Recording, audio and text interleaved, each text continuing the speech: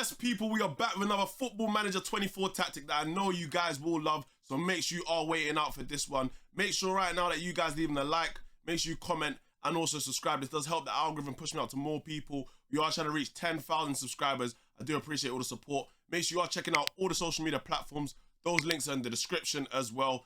And make sure you join the Discord and the Patreon as well, man. But let's stop wasting time and let's get into this tactic right now. I know you guys see me on a comfortable one right now with the Udi. You get me? I'm warm right now. But let's get straight into this and stop wasting the time, man. Let's go.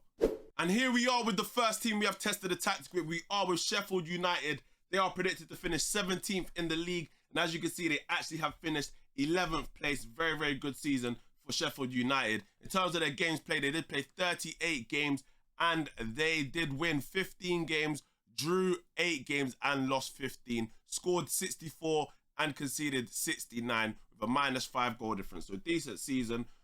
One more win and they actually would have got top 10. So not bad for Sheffield United after being promoted with no signings whatsoever.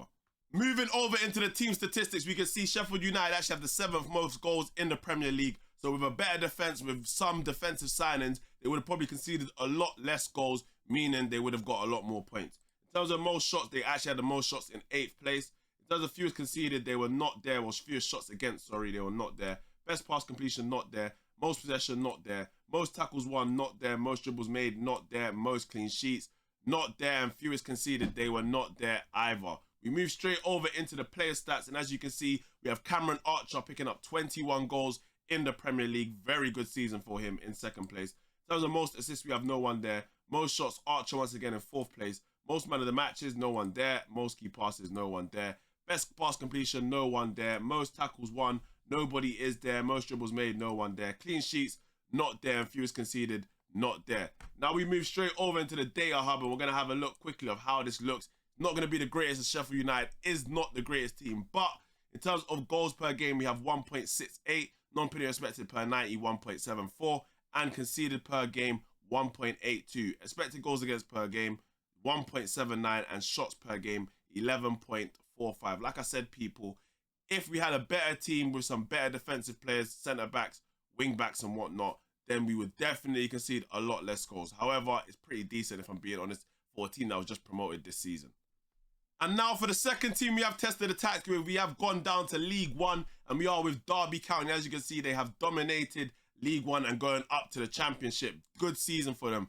46 games played, 31 wins, 10 draws, and only 5 losses. They did score 99 goals, the most goals scored in League One, and they only conceded 44 goals. It looks like that is the 3rd most goals conceded, or the 3rd least goals conceded in the Championship. In terms of points, they got 105 points. Goal difference is 55 as well. We move straight over into the team statistics. We can see right here, most goals, 99. Peterborough behind them with 98. In terms of most shots, they were actually 2nd place. In terms of fewest shots against, they actually were in 1st place with 380. Best pass completion, they were in 5th place with 87. Most possession, they were in 3rd place with 58. Most tackles won, not there. Most dribbles made, joint 5th with 631. In terms of most clean sheets, they were actually 4th with 17 clean sheets. And in terms of the fewest conceded, they were 3rd place with 44 goals conceded in 46 matches. And now we move over into the player stats. As you can see right here, we have Martin picking up the top goal scorer, joint with 2 other players with 25 goals. In terms of most assists, we have Joe Ward with 13 assists, and we have Callum in joint 4th with 2 other players with 11 assists. Most shots, we actually have Martin there again in 4th place with 95 shots this season. Most man of the matches, no one there. Most key passes, we have Connor there in 4th place with 88. Best pass completion, we have 2 players actually in there, our goalkeeper and then Cashin as well. In terms of the most tackles won, no one there. Most dribbles made, we have Callum once again in 4th place with 131. In terms of the most clean sheets, we have Wildsmith there with 15 clean sheets in 3rd place, and fewest conceded, Wildsmith once again in 5th place with only conceding 40 goals in 41 appearances. Straight over into the data hub, and as you can see, this will look a lot more better than what we have seen from Sheffield United. We have goals per game on 2.15, non-penalty expected goals per 90, 1.70, conceded per game 0.96, expected goals against per game 0.94, and shots per game 14.59. Very, very good season for Derby. They are going straight to the Championship. And in terms of the rest of the competitions, they did actually get to the EFL Trophy final, but they did lose 3-2 to Portsmouth. So it's is what it is, really and truly. You can't complain. We won the league. We're going straight to the championship. Who cares? And for the last team we have tested the tactics with, we are with Bordeaux in Ligue 2. And as you can see, League 2, League 2, whatever you want to call it. But as you can see anyways, they have won the league on the same points as Auxerre, but they have got a much better goal difference with 45 goal difference this season. Very, very good season for the boys. Straight back up to Ligue 1. We go straight into the team overview, and as you can see, most goals, they did score 89 goals. Angers below them in second place with 75. In terms of most shots, they were top of the list there again. Fewer shots against, they were actually in second place there. Best pass completion in 6th place. Most possession in 3rd place with 57. Most tackles won, not there. Most dribbles made in 4th place with 567. Most clean sheets, they were actually 6th, joint with 2 other teams with 11 clean sheets. And then fewest conceded, they actually conceded 44 goals this season in 38 matches. So a lot of other teams conceding less goals than them. But we won the league, so who actually cares? And straight over into the day hub, and as you can see, goals per game is 2.34. Non-penalty expected per 90 is 1.94. Conceded per game is 1.16. Expected goals against per game is 0.96. And shots per game is 15.55. Now, I probably could have tested this tactic with some different teams, maybe some bigger teams to see exactly how it works out. But I decided let me go with some smaller teams to see how it does in the lower leagues and obviously fighting relegation. And it seems to work pretty well. So that's usually when I use 5 at the backs when we are fighting for relegation or trying to get promoted. But it's up to you guys. Maybe you guys want to test it out with a bigger team. Let me know in the comments right now.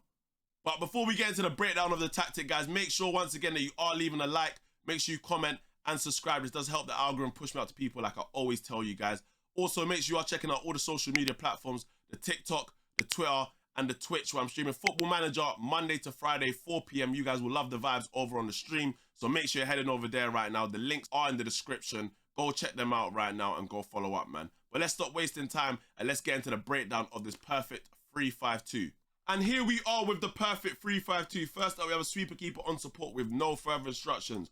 Then we have 3 defenders in the back 3. We have a wide centre back on defend with no instructions. We have a ball playing defender with no further instructions, and we have a wide centre back on support with the instructions tackle harder. On the left, we have a wing back on attack with the instructions cross aim to the centre and tackle harder. Then we have a wing back on attack on the right with the instructions cross more often, cross aim to the centre, stay wider, and also tackle harder. Then in the midfield, we have gone with a straight line midfield, 3 midfielders in there. I was thinking about putting someone in the number 10. But I said, you know what, let me try just 3 players in the middle, and it's worked pretty well. We got a box-to-box midfielder on the left on support with no further instructions. We have a ball-winning midfielder on the right with no further instructions. And then in the middle, we have an advanced playmaker on support with the instructions, tackle harder, and also mark tighter. Up front, we have a deep line forward with the instructions support. Obviously, he will drop more into these spaces, into the holes, whilst the advanced forward pushes up as well. And then this advanced forward is obviously the guy we are looking to score the most goals, like Cameron Archer did with Sheffield United. In terms of his instructions, he has shoot more often and tackle harder.